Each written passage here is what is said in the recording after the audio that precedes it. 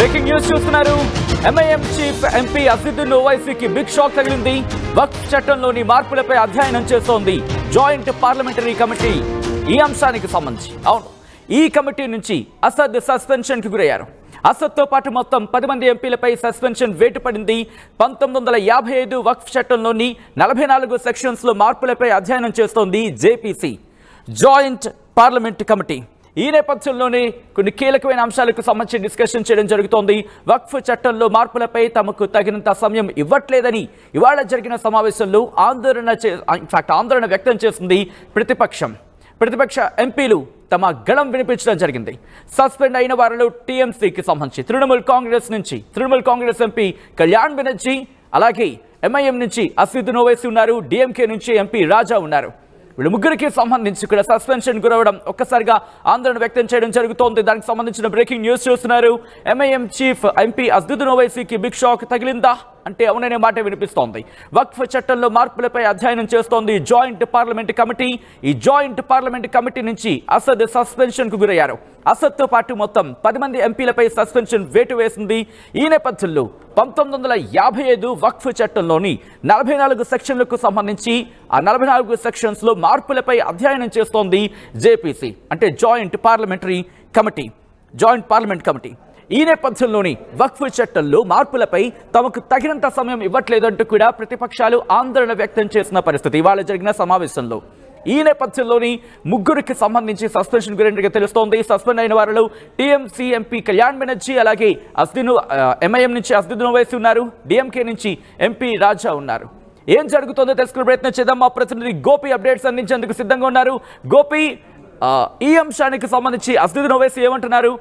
అక్కడ ప్రతిపక్షాలు ఇంకా ఆందోళన కంటిన్యూ చేస్తున్నాయి. అప్పుడే ఇదే అంశం మీద సచిన్, వక్ఫ్ బోర్డు సవరణ బిల్లు పైన జేపీసీలో గందరగోళం నెలకొన్నది. ముసాయిదా చట్టంలోని ప్రతిపాదిత మార్పులను అధ్యయనం చేసేందుకు తమకు తగిన సమయం ఇవ్వడం లేదంటూ కూడా విపక్ష సభ్యులు ఆందోళన చేయడం జరిగింది. ఢిల్లీ ఎన్నికలను దృష్టిలో ఉంచుకొని వక్ఫ్ సవరణ బిల్లుపై నివేదికను త్వరగా ఆమోదించాలంటూ కూడా బీజేపీ తమ పైన ఒత్తిడి చేస్తుందంటూ కూడా విపక్షాల ఎంపీలు వాగ్వాదానికి దిగడం జరిగింది. నేటి జేపీసీ సమావేశం నుంచి 10 మంది ప్రతిపక్ష ఎంపీలను సస్పెండ్ చేయడం జరిగింది.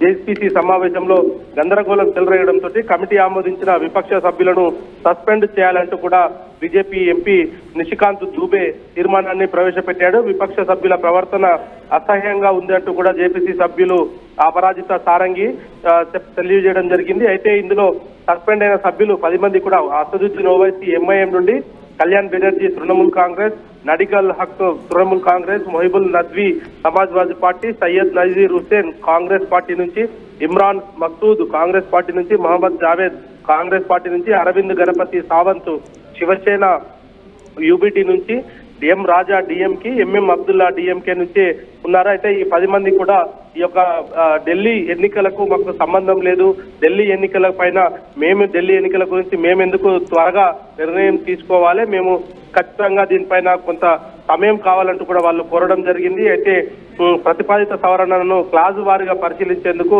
ఈ యొక్క జనవరి 27న జరగాల్సిన కానీ గోపి, దాదాపుగా మార్షల్స్ కూడా ఎంటర్ అయ్యారని తెలుస్తోంది.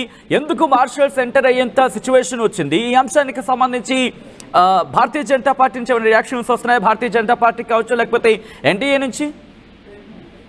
ప్రస్తుతానికి ఇంకా జేపీసీ సమావేశం ఇంకా ముగియలేదు. దానికి సంబంధించి కూడా ఇంకా జరుగుతూ ఉంది. అయితే ప్రతిపాదిత సవరణలను క్లాజుల వారీగా పరిశీలించేందుకు జనవరి 27న ఈ సమావేశం మరోమారి జరగాల్సి ఉంది. అయితే విపక్షాలన్నీ కూడా జనవరి 30 లేదా 31కి వాయిదా వేయాలంటూ కూడా కళ్యాణ్ బెనర్జీ, నసీర్ హుసేన్ ప్రతిపాదన లేవడంతో ఒక్కసారిగా గందరగోళం ఏర్పడ్డ పరిస్థితి ఉంది.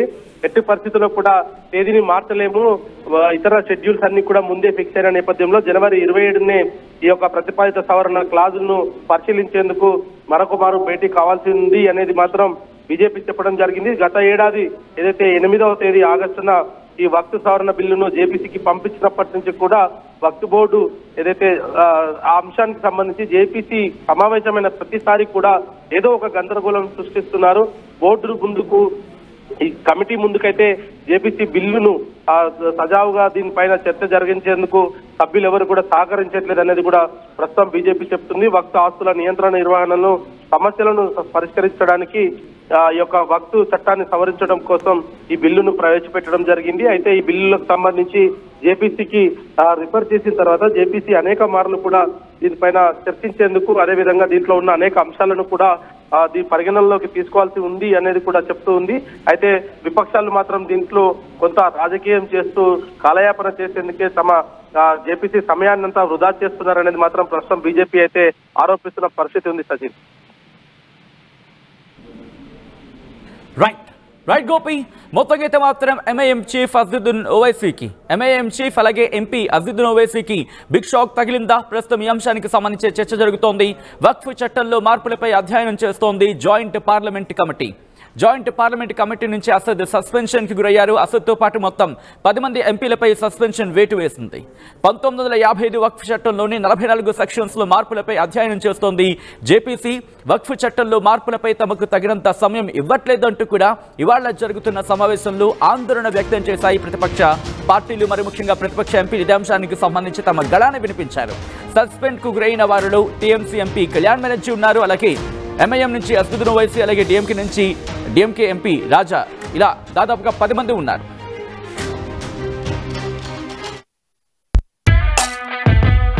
Bridging the gap between the textbook and the industry through innovation. KLH deemed to be university.